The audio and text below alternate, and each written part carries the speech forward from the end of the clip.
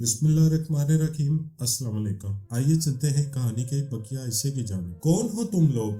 चंद लम्हों बाद गेट में बने हुए एक होल से किसी ने इन दोनों की तरफ देखते हुए पूछा। मिस्टर माइकल को इत्तला दो हमारी, इमरान ने तहकमाना लहजे में कहा। आपका नाम? अंदर खड़े आदमी ने पूछा। कर्नल किंकराड। और ये मेरी बेगम है, हम एक जाती काम से आए हैं, इमरान ने कहा तो अंदर मौजूद शख्स इस होल के सामने से हट गया। इमरान ने आगे बढ़कर इस होल से आंख लगाकर अंदर झांका, लेकिन वो होल अंदर से छोटे होने के सबब इमरान को सिर्फ इमारत का बरामदा ही नजर आया, जिसके बाहर एक कार खड़ी थी। इसी लम्हे अंदर से इसी आदमी की आवाज उभरी। वो इंटरकॉम पर किसी को इमरान की आमद की इत्तला दे रहा था। राइट सर, वो किसी जाती काम के सिलसिले में आए हैं, दूसरी तरफ से आवाज सुनने के बाद इस शख्स ने कहा। इमरान एक कदम पीछे हटकर जूलिया के साथ खड़ा हो गया। इसी लम्हे गेट खुला और सामने एक अधेड़ उम्र मुसल्ला शख्स खड़ा दिखाई दिया। वो फिलिपाइनी था और उसके दोनों होल्स्टरों में रिवॉल्वर नजर आ रहे थे। यकीनन वो गार्ड था। अंदर आ जाइए सर, इस आदमी ने मुस्कुराना लहजे में कहा। तो इमरान और जूलिया अंदर आए तो गार्ड ने गेट बंद कर दिया और बरामदे की तरफ हाथ से इशारा करते हुए उनके आगे चल दिया। वो दोनों गार्ड की रहनुमाई में आगे बढ़ने लगे। इमरान ने मतलूबा बंगले की तरफ देखा। दोनों बंगलों की मुश्तरका दरमियानी दीवार के साथ साथ चंद दरख्त थे, जिनकी घनी शाखों के सबब दूसरे बंगले की बलाई मंजिल की बालकोनियां नजर नहीं आ रही थी। बहुत वीरानी है यहाँ। क्या मिस्टर माइकल यहाँ तन्हा रहते हैं? इमरान ने गार्ड से मुखातब होकर पूछा। सिर्फ बेगम है, बच्चों की शादियां हो चुकी हैं, वो अलग अलग घरों में रहते हैं, गार्ड ने जवाब देते हुए कहा। तुम्हारे अलावा कितने मुलाजिम हैं यहाँ? इमरान ने पूछा। सिर्फ एक बावर्ची है। क्या आप पहली बार यहाँ आए हैं? गार्ड ने जवाब देते हुए कहा। हाँ, क्या ये मिस्टर माइकल और उनकी बेगम के सोने का वक्त तो नहीं है? इमरान ने पूछा। सिर्फ बास जाग रहे हैं, गार्ड ने कहा, और फिर वो बरामदे से गुजरकर एक कमरे में दाखिल हुए। ये एक ड्राइंग रूम था। इसमें एक अधेड़ उम्र शख्स सोफे पर बैठा था और उसके आगे मेज पर टेलीफोन, इंटरकॉम और चंद फाइलें रखी हुई थी। उन्हें देखकर वो आदमी खड़ा हो गया जो यकीनन माइकल था। हेलो मिस्टर माइकल, इमरान ने उसकी तरफ बढ़ते हुए मुस्कुरा कर कहा। हेलो कर्नल, माइकल ने इमरान की तरफ मुसाफे के लिए हाथ बढ़ाते हुए कहा तो इमरान ने गर्म जोशी से मुसाफा किया। माइकल ने जूलिया की तरफ देखा और मुस्कुराते हुए उसे हेलो कहा। जवाब में जूलिया ने भी हेलो कहा। जूलिया ने अपना मेकअप तब्दील नहीं किया था और मौजूदा हुलिये में वो नौजवान लड़की नजर आ रही थी।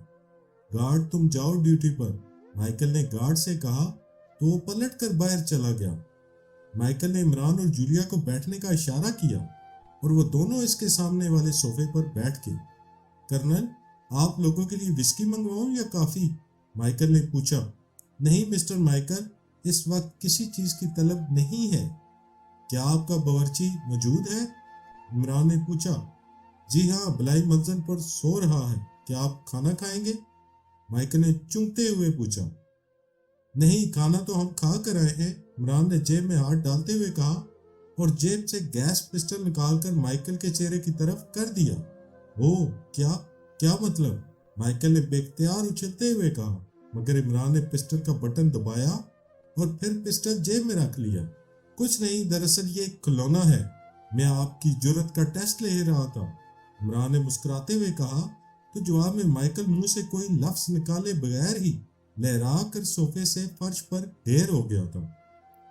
वो बेहोश हो चुका था। बेहोश कर देने वाली गैस की हल्की सी लहर ने माइकल को एक लम्हे में बेहोश कर दिया था। जल्दी करो, तुम दूसरे कमरे में इसकी बीवी को बेहोश करके बलाई मंजिल पर आ जाओ, इमरान ने तेजी से उठते हुए जूलिया से कहा तो जूलिया भी उठ खड़ी हुई।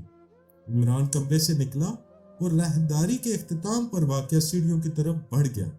सीढ़ियां तय करके वो बलाई मंजिल पर पहुंचा। वहां चंद कमरे थे, मगर सिर्फ पहले कमरे में रोशनी हो रही थी।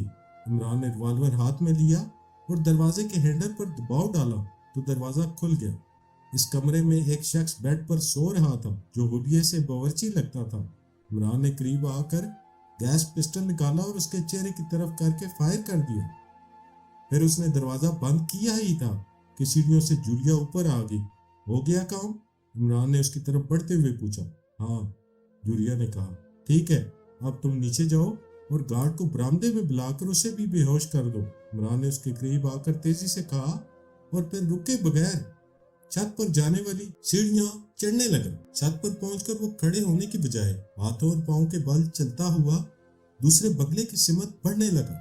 इस छत की मुंडेर 4 फीट तक बुलंद थी, लेकिन खड़े होने में अंदेशा था कि अगर दूसरे बंगले की छत पर कोई मौजूद हुआ तो उसे देख लेगा। चुनाचा वो बिल्ली की तरह चलता हुआ छत के इख्तिताम पर जा पहुंचा और फिर जरा बुलंद होकर इसने बड़ी एहतियात से मुंडेर की दूसरी जानब झांका। दूसरी छत की मुंडेर 1 फीट नीची थी, मगर छत पर कोई जीरू नजर न आ रहा था। छत के विस्त में एक बहुत बड़ी डिश एक भारी फ्रेम पर तिरछी हालत में नस्ब थी। इस छत के इख्तिताम पर नीचे जाने वाली सीढ़ियां थी जिन पर आहिनी दरवाजा लगा हुआ था और दरवाजा निस्फ के करीब खुला हुआ था। इमरान ने इस बंगले के कंपाउंड का जायजा लिया। यहाँ से इस बंगले का बरामदा नजर नहीं आ रहा था क्योंकि इमरान छत के पहलू पर और तकरीबन दरमियान में था। अलबत्ते गेट समेत कंपाउंड का निस्फ हिस्सा दिखाई दे रहा था। वहां एक गाड़ी खड़ी थी, जबकि गेट के पास 2 मुसल्लह अफराद हाथों में मशीन गने उठाए मुस्तैद खड़े थे। इमरान मुड़ा और मुंडेर के साथ चलता चलता छत के कॉर्नर पर पहुंच गया। वहां उसने सर बुलंद करके दूसरे बंगले के अकबी कंपाउंड का जायजा लिया। इस जानब भी इमारत का अकबी दरवाजा था जो बंद था, जबकि कंपाउंड की अकबी दीवार 12 फीट के करीब बुलंद थी। इस दीवार के पास भी मशीन गनों से लेस 2 मुहाफिज तैर रहे थे। वहां खासी तेज रोशनी थी जो इमारत के अकबी दरवाजे के करीब दीवार पर लगे मरकरी बल्ब की थी। इमरान पलटा और मुंडेर से चंद कदम पीछे हटकर बैठते हुए उसने आवाज ट्रांसमीटर ऑन कर दिया। Hello Safdar, Imran calling. और इमरान ने आहिस्ता से कहा, यस सफ्तर अटेंडिंग यू। और चंद लम्हों बाद सफ्तर की आवाज सुनाई दी। मेरी हिदायत तवज्जो से सुनो और तनवीर को भी बता देना। और इमरान ने कहा और फिर वो इसे हिदायत देने लगा। पोकर के बाहर जाने के बाद मार्शल डर्बन ने अपने कमरे में खाना मंगवा कर खाया और फिर उसने गिलास में शराब डालकर पहला घूंट ही लिया था कि मेज पर रखे मखसूस सफेद रंग के फोन की घंटी बज उठी तो इसने गिलास मेज पर रखा और रिसीवर उठा लिया। Yes, Marshall Durban speaking. Marshall Durban ने रिसीवर कान से लगाते हुए कहा, शिराड बोल रहा हूँ चीफ। दूसरी तरफ से शिराड की आवाज सुनाई दी। यस, जैक्सन से राब्ता हुआ या नहीं? मार्शल डर्बन ने पूछा। नो सर, उसे अगवा कर लिया गया है, शिराड ने कहा। क्या अगवा कर लिया गया है? मार्शल डर्बन ने चूमते हुए कहा। यस चीफ, और इसके 4 साथी कत्ल कर दिए गए हैं लॉलीपॉप के रेस्टोरेंट में, शिराड ने कहा। वो तफसील से बताओ शिराड, जैक्सन को किसने अगवा किया और इसके साथियों को किसने कत्ल किया है? मार्शल डर्बन ने घुराते हुए कहा। चीफ, में लॉलीपॉप के रेस्टोरेंट पहुंचा तो वहां पुलिस मौजूद थी। पता चला कि 1 घंटा पहले वहां जैक्सन अपने 4 आदमियों के साथ आया था। हाल में मुकामी पुलिस के 2 अफराद सादा लिबास में मौजूद थे। एक से जैक्सन की हाथापाई हुई और उसके आदमियों ने पुलिस वाले पर मशीन पिस्टल तान लिए, मगर दूसरे पुलिस वाले ने अचानक फायरिंग करके इन 4 को खत्म कर दिया क्योंकि उन्होंने हथियार डालने से इनकार किया था। फिर वो दोनों जैक्सन को बेहोश करके बाहर ले गए। काउंटर मैन ने यही बताया है, लेकिन पुलिस के बावर्दी अफराद जो यहाँ मौजूद हैं, इनमें से एक ने मुझे अखबारी रिपोर्टर समझकर बताया कि कातिल पुलिस के अरकान नहीं थे। पुलिस ने काउंटर मैन से पूछगछ की है और काउंटर मैन ने बताया है कि जैक्सन लॉलीपॉप के बारे में पूछ रहा था और जब काउंटर मैन ने लाइल्मी का इजहार किया तो जैक्सन गजबनाक हो गया और उसने अपने मुसल्लह साथियों को हुक्म दिया है कि वो नीचे तय खाने में जाएं और वहां लॉलीपॉप ना मिले तो वो सबको कत्ल कर डाले। तब काउंटर पर खड़े एक शख्स ने जैक्सन पर हमला करके उस पर रिवॉल्वर तान लिया था جبکہ ہال میں بیٹھے ایک آدمی نے خود کو پولیس انسپیکٹر بتایا اور جیکسن کے قریب آ کر فرش سے اس کا مشین پسٹل اٹھا کر جیکسن کے چاروں آدمیوں کو بھون ڈالا۔ پھر پہلے شخص کے کہنے پر پولیس انسپیکٹر نے جیب سے ایک مشین پسٹل نکال کر جیکسن کے چہرے پر فائر کیا، لیکن اس کے پسٹل سے کوئی گولی نہ نکلی، مگر اس کے باوجود جیکسن بے ہوش ہو گیا۔ شاید موت کو قریب دیکھ کر خوف کی شدت سے وہ بے ہوش ہو گیا تھا۔ شرارٹ نے تفصیل بتاتے ہوئے کہا، یقیناً وہ دونوں پرکشیائی ایجنٹ ہوں گے، اور وہ جیکسن کو ہلاک کرنے کی بجائے اس سے ہیڈ کوارٹر کا ایڈریس معلوم کرنے کے لیے اسے ساتھ لے گئے ہیں۔ مارشل ڈربن نے غصیلے لہجے میں کہا، کیا جیکسن کو ہیڈ کوارٹر کا علم ہے چیف؟ دوسری طرف سے شرارٹ نے چونکتے ہوئے پوچھا۔ نہیں، لیکن ہو سکتا ہے کہ ولیم نے اسے کبھی بتایا ہو، مارشل ڈربن نے غصے سے دانت چباتے ہوئے کہا۔ پھر تو ہیڈ کوارٹر پر پرکشیائی ایجنٹوں کے حملے کا خطرہ ہے چیف، شرارٹ نے کہا۔ ہاں، لیکن ہیڈ کوارٹر غیر محفوظ نہیں ہے۔ اگر انہوں نے اس طرف کا رخ کرنے کی حماقت کی تو ان میں سے ایک زندہ نہیں بچے گا، بلکہ میری خواہش تو یہ ہے کہ ہمیں اب انہیں تلاش نہ کرنا پڑے اور وہ خود ہی یہاں مرنے کے لیے آ جائے، مارشل ڈربن نے درندگی امیز لہجے میں کہا۔ یس چیف، کیونکہ ان کا ٹھکانہ معلوم کرنے کی کوشش میں ہمارے 1 درجن سے زیادہ ممبر ہلاک ہو چکے ہیں، اور اگر پھر ان کی تلاش میں آپ نے تنظیم کے مزید ارکان کو بھیجا تو شاید وہ بھی مارے جائیں، شرارٹ نے کہا۔ سنو شرارٹ، جیکسن سے پہلے مارٹر اپنے چند ساتھیوں کے ہمراہ لالی پاپ کے کلب گیا تھا۔ وہاں سے واپسی پر ایک پرکشیائی نے ان کا تعاقب کیا، اور پھر کچھ دیر پہلے مورس نے اطلاع دی ہے کہ مارٹر کے بغلے میں مارٹر اور اس کے ساتھیوں کی لاشیں پڑی ہیں۔ ہو سکتا ہے آپ بھی لالی پاپ کے ریسٹورنٹ کے اندر یا باہر کوئی پرکشیائی ایجنٹ تمہاری نگرانی کر رہا ہو، مارشل ڈربن نے تیزی سے کہا۔ نو سر، مجھے یہاں ایسا کوئی شخص نظر نہیں آیا جو میری طرف متوجہ ہو۔ میں نے اس بات کا خاص خیال رکھا ہے، ریسٹورنٹ کے باہر صرف پولیس کی ایک گاڑی موجود ہے، جبکہ میں کلب کے باہر سڑک کے دوسرے ہاتھ پر اپنی کار میں بیٹھا ہوں، شرارٹ نے پر یقین لہجے میں کہا تو مارشل ڈربن نے اطمینان کا گہرا سانس لیا۔ ٹھیک ہے، تم وہاں سے واپس اپنے ٹھکانے پر جاؤ، ضرورت پڑی تو تمہیں کال کر لوں گا، مارشل ڈربن نے کہا اور فون آف کر کے انٹرکام کا ریسیور اٹھا لیا۔ یس چیف، دوسری طرف سے ایک مؤدبانہ آواز سنائی دی۔ پوکر کیا پوزیشن ہے باہر کی؟ مارشل ڈربن نے پوچھا۔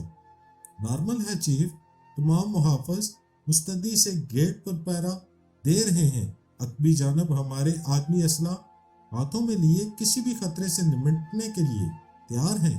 بلائی منظر پر کھڑے محافظ سڑک کی نگرانی کر رہے ہیں، اور ان کی نگاہوں سے بچ کر کوئی شخص بغلے کے قریب نہیں آ سکتا۔ میں خود بھی عقب کی صورت حال کا سکرین پر جائزہ لے رہا ہوں۔ عقبی گلی کا پورا منظر میرے سامنے ہے، اور اگر کوئی گلی میں داخل ہوا تو 60 گز کے فاصلے سے ہی کیمرہ اسے سکرین پر شو کر دے گا، پوکر نے کہا۔ گڈ، عقبی گلی میں 2 آدمی بھیج دو تاکہ جو بھی گلی میں داخل ہوتا دکھائی دے اسے فوراً ہی بلینڈر سے بے ہوش کر دیا جائے اور پھر اسے خاموشی سے ٹھکانے لگا دیا جائے، مارشل ڈربن نے کہا۔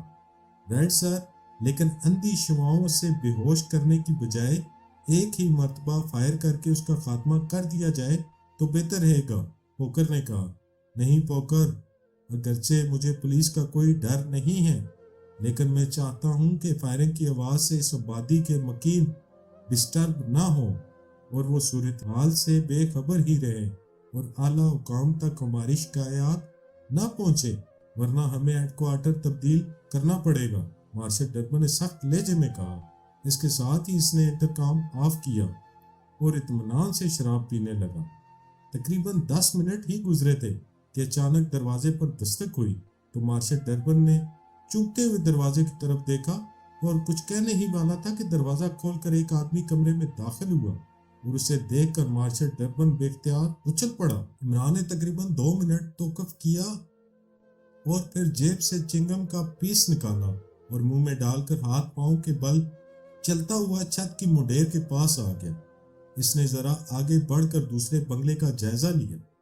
یہ وہی جگہ تھی جہاں سے اس نے چند منٹ پہلے مطلوبہ بنگلے کے فرنٹ کا جائزہ لیا تھا، اور اس بنگلے کے گیٹ پر 2 مشین گن بردار محافظ وہاں کھڑے دکھائی دے رہے تھے، مگر اب ایک اور شخص بھی وہاں ٹہلتا ہوا نظر آ رہا تھا۔ وہ غیر مسلح تھا اور برآمدے سے گیٹ تک چکر لگا رہا تھا۔ پھر چند لمحوں بعد وہ برآمدے کی طرف تیزی سے بڑھ گیا، جبکہ گیٹ پر کھڑے محافظوں میں سے ایک گیٹ میں بنے خانے سے باہر جھانکنے لگا۔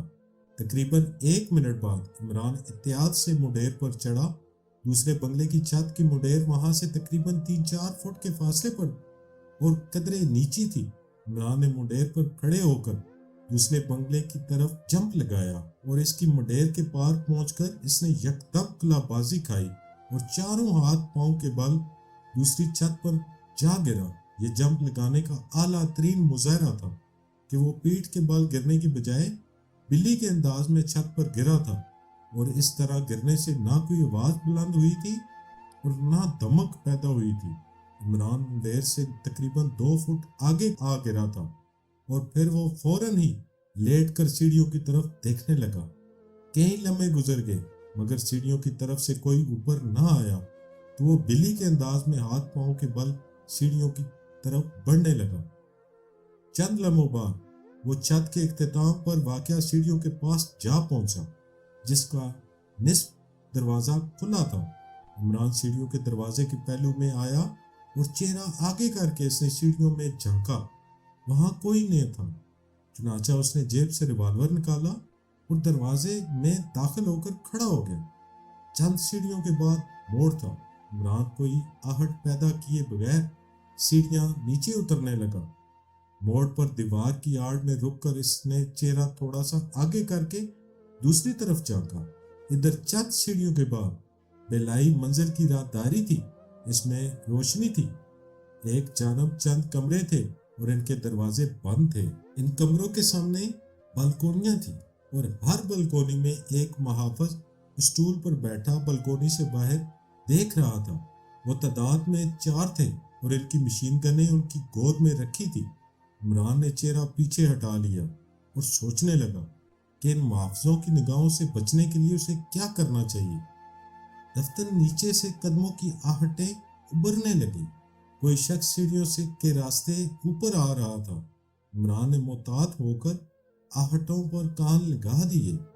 چند لمحوں بعد آہٹیں معدوم ہوئیں تو اس نے دیوار کی آڑ سے نیچے راہداری میں جھانکا تو سیڑھیوں کے بائیں جانب وہی شخص کھڑا دکھائی دیا جو 3-4 منٹ پہلے گیٹ کے قریب ٹہل رہا تھا۔ اس کے چہرے پر چھوٹی سی گھنی داڑھی تھی اور وہ بالکونیوں سے کے پاس بیٹھے محافظوں کی طرف دیکھ رہا تھا جو اب بھی باہر کی جانب دیکھ رہے تھے، لیکن اب مشین گنیں ان کی گود کی بجائے ان کے ہاتھوں میں تھی۔ شاہد داڑھی والے سفید فام کے قدموں کی آہٹیں سن کر وہ مستعد ہو گئے تھے۔ سنو، لائٹ آف کر دو تاکہ سڑک سے تمہیں کوئی دیکھ نہ سکے، داڑھی والے نے تحقیرانہ لہجے میں کہا۔ تو اس کا حکم سن کر آخری بالکونی میں بیٹھا محافظ سٹول سے اٹھا اور پلٹ کر عقب میں واقع دیوار کی طرف بڑھ گیا جس پر سوئچ بورڈ نصب تھا، جبکہ داڑھی والا سفید فام پلٹ کر نچلی منزل کی سیڑھیاں اترنے لگا۔ عمران نے دیکھا کہ تینوں محافظ چہرے موڑ کر آخری محافظ کی طرف دیکھنے لگے تھے۔ اس محافظ نے ایک سوئچ آف کیا تو سیڑھیوں کے قریب دیوار پر جلنے والا بلب بجھ گیا۔ تب عمران دبے پاؤں تیزی سے سیڑھیاں اترنے لگا۔ تیسرا اور آخری بلب بجھنے سے پہلے ہی وہ سیڑھیاں اتر کر نچلی منزل کی طرف مڑ چکا تھا۔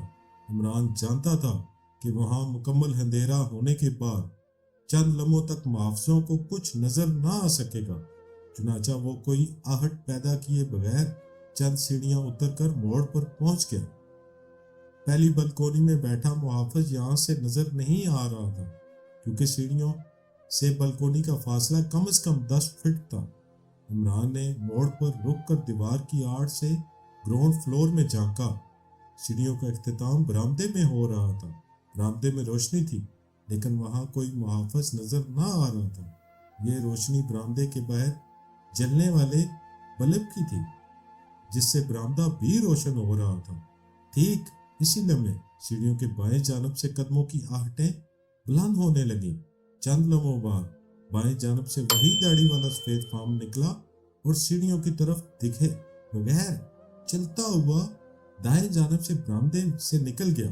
तब इमरान एहतियात से सीढ़ियां उतरने लगा। आखिरी सीढ़ी पर रुककर इसने बाएं जानब देखा तो इस तरफ तवील राहदारी थी। राहदारी में मुतअद्दिद कमरे थे मगर सबके दरवाजे बंद थे। राहदारी में रोशनी थी मगर कोई जीरू वहां मौजूद न था। इमरान को बरामदे के बाहर का मंजर नजर आ रहा था क्योंकि सीढ़ियां से आगे चंद फीट तक दीवार थी। चुनाचे वो इत्मीनान से सीढ़ियां उतरकर दबे पांव राहदारी में मुड़ गया। वो कदमों की चाप पैदा किए बगैर पहले कमरे के दरवाजे पर पहुंचा और दरवाजे से कान लगाकर सुन ली, लेकिन वह कोई आवाज सुनाई न दी। तब इसने आहिस्ता से हैंडल घुमाया और दरवाजा खोलकर यकदम अंदर आ गया। कमरे में सिर्फ एक लड़की कुर्सी पर बैठी थी। दरवाजे की तरफ इसकी पुश्त थी और इसके आगे एक डेस्क पर कंट्रोल बोर्ड के मुतअद्दिद स्विच नस्ब थे, जबकि वो अपने सामने दीवार पर नस्ब स्क्रीन की तरफ देख रही थी। इस स्क्रीन पर इमारत का गेट और गेट के बाहर सड़क का मंजर दिखाई दे रहा था, जो किसी मुतहरक मूवी कैमरे के जरिए स्क्रीन पर मुंतकिल हो रहा था। डेस्क पर इंटरकॉम और एक टेलीफोन भी पड़ा हुआ था। दरवाजा खुलने पर लड़की बेखबर रही, लेकिन जब इमरान ने दरवाजा बंद किया तो हल्की सी आवाज पैदा हुई। लड़की ने सर घुमाकर पीछे देखा, लेकिन इमरान को देखकर वो बेख्तियार उछल पड़ी। इमरान के रिवॉल्वर का रुख उसी की तरफ था। इस लड़की ने कुछ कहने के लिए मुंह खोला ही था कि इमरान ने होठों पर उंगली रखकर उसे खामोश रहने का इशारा किया और लड़की ने फौरन मुंह बंद कर लिया। इसके चेहरे पर शदीद खौफ के तासुरात थे। इमरान आगे बढ़कर इसके करीब पहुंच गया। शोर करने या कोई बटन प्रेस करने की कोशिश की तो इस सेंसर लगे रिवॉल्वर की एक ही गोली तुम्हें खामोशी से दूसरी दुनिया में पहुंचा देगी। इमरान ने लड़की की गर्दन से रिवॉल्वर नाल लगाते हुए इंतहाई सर्द लहजे में कहा तो वो कांपने लगी। अभी यहाँ से कौन बाहर गया था? इमरान ने लड़की से पूछा। पोकर। मगर तुम कौन हो? लड़की ने खौफ से हिकलाते हुए कहा। मौत का फरिश्ता। तुम्हारा चीफ किस कमरे में है? इमरान ने सख्त लहजे में पूछा। अगला कमरा छोड़कर तीसरा कमरा उसी का है, लड़की ने खौफजदा लहजे में कहा। पोकर बाहर क्या करने गया है? इमरान ने पूछा। मुहाफिजों को चेक करने के लिए, लड़की ने कहा। क्यों इतनी हिफाजत की वजह? किसी से खतरा है तुम लोगों को? इमरान ने दूसरी जेब से गैस पिस्टल निकालते हुए पूछा। पाकिस्तानी एजेंटों के हमले का अंदेशा है। मगर तुम कौन हो और अंदर आने में कामयाब कैसे हो गई? लड़की ने चूमते हुए पूछा। वही जिन के हमले का तुम्हें खदशा है, इमरान ने मुस्कुराते हुए कहा तो लड़की की आंखें हैरत से फैलती चली गई। इमरान ने इससे मजीद 2-3 सवाल किए और गैस पिस्टल उसके चेहरे तरफ करके गैस फायर कर दी। गैस ने सिर्फ लड़की को ही बेहोश किया था, क्योंकि गैस की महदूद लहर लड़की के चेहरे से टकराकर तहलील हो गई थी। लड़की बेहोश होकर कुर्सी से गिरने ही वाली थी कि इमरान ने उसे संभाला और आराम से फर्श पर लटा दिया। स्क्रीन पर गेट का मंजर साफ दिखाई दे रहा था। गेट के अंदर दोनों मुहाफिज मुस्तैद खड़े थे, जबकि दाढ़ी वाला सफेद फार्म पोकर गेट में बने खाने से बाहर झांक रहा था। इमरान ने फौरन वॉइस ट्रांसमीटर ऑन कर दिया। Hello Julia, Imran calling, over. Imran ने जूलिया को कॉल करते हुए कहा। Yes Imran, Julia attending you, over. चंद लम्हों बाद जूलिया की आवाज सुनाई दी। क्या तमाम साथी तुम्हारे पास पहुंच गए हैं? ओवर। इमरान ने पूछा। हाँ, तुम कहाँ हो? ओवर। जूलिया ने दूसरी तरफ से कहा। दूसरे बंगले में। तुम इन्हें लेकर दोनों बंगलों की दरमियानी मुश्तरका दीवार के पास पहुंचो और दीवार के पास मौजूद दरख्तों के जरिए दीवार पर चढ़कर इस इमारत के पहलू में उतरो। वहां तकरीबन 3-4 फीट जगह है, वहां रुको और जो ही गेट पर मौजूद मुहाफिज की तवज्जो बरामदे की तरफ हो, उसे बेआवाज गोली से शिकार करके बरामदे में आ जाओ। Over and all. इमरान ने जूलिया को हदायत देते हुए कहा और फिर इसने ट्रांसमीटर ऑफ कर दिया और दरवाजे की तरफ बढ़ गया। इसने दरवाजा खोलकर बाहर झांका, लेकिन राहदारी में कोई नहीं था। चुनाचा वो बाहर आया और दरवाजा बंद करके राहदारी में आगे बढ़ता चला गया। تیسرے کمرے کے دروازے پر رک کر اس نے دروازے پر دستک دی۔ ٹھیک اسی لمحے برآمدے کی جانب سے قدموں کی آہٹیں ابھرنے لگیں، یقیناً کوئی راہداری کی طرف آ رہا تھا۔ دوسرے ہی لمحے عمران نے تیزی سے دروازے کا ہینڈل گھمایا اور دروازہ کھول کر کمرے میں گھس گیا۔ سامنے میز کے پیچھے بیٹھے ہوئے نقاب پوش نے اسے دیکھا اور بے اختیار اچھل پڑا۔ عمران نے فوراً ہی ریوالور کا رخ اس نقاب پوش کی طرف کرتے ہوئے ہاتھ پیچھے کر کے دروازہ بند کر دیا۔ اوہ، کون ہو تم؟ نقاب پوش نے گراٹ انگیز لہجے میں کہا۔ خاموشی سے ہاتھ بلند کر لو مسٹر مارشل ڈربن، ورنہ میرے ریوالور کی ایک ہی گولی تمہارے وجود کی جامد کرنے کے لیے کافی ہے۔ ہاتھ اٹھاؤ ورنہ میں ٹریگر دبا دوں گا۔ عمران نے اسے خونخوار نظروں سے گھورتے ہوئے کہا۔ تو مارشل ڈربن نے اس کی دھمکی سن کر تیزی سے ہاتھ بلند کر لیے۔ عمران 2 قدم آگے بڑھا اور وہ محسوس کر چکا تھا کہ کمرہ ساؤنڈ پروف ہے، کیونکہ باہر سے کوئی آواز اندر سنائی نہیں دے رہی تھی۔ اسی انداز میں ہاتھ بلند کیے میز کے پیچھے سے نکل کر ادھر آ جاؤ، عمران نے تحکمانہ لہجے میں کہا۔ تم اندر کیسے آ گئے؟ مارشل ڈربن نے غصیلے لہجے میں پوچھا اور کرسی سے اٹھ کر بائیں جانب بڑھنے لگا۔ تمہارے تمام تر حفاظتی انتظامات بیکار کر کے اس وقت پورے بنگلے پر میرے ساتھیوں کا قبضہ ہے، عمران نے زہریلے لہجے میں کہا۔ اور ٹھیک اسی لمحے دروازہ کھلنے کی ہلکی سی آواز ابھری تو عمران نے پھرتی سے ریوالور کا رخ دروازے کی طرف کرتے ہوئے فائر کر دیا۔ دوسرے ہی لمحے ایک کربناک چیخ گونجی اور دروازے میں کھڑا شخص پو کر سینے میں سوراخ لیے دروازے میں گر کر دھڑکنے لگا۔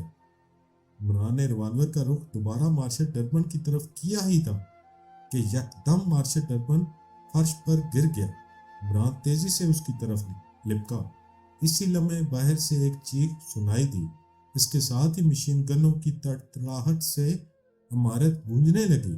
عمران ایک لمحے کے لیے رکا، شاید اس کے ساتھیوں پر محافظ فائرنگ کر رہے تھے۔ عمران تیزی سے بڑھ کر میز کے عقب میں آیا اور یکدم اچھل پڑا، کیونکہ نقاب پوش مارشل ڈربن وہاں موجود نہیں تھا۔ صفدر، تنویر، نعمانی اور خاور عمران کی ہدایت کے مطابق اس بنگلے کے گیٹ پر پہنچے تو اندر کھڑی جولیا نے گیٹ کھول دیا اور دونوں کاریں اندر آنے پر اس نے دوبارہ گیٹ بند کر دیا۔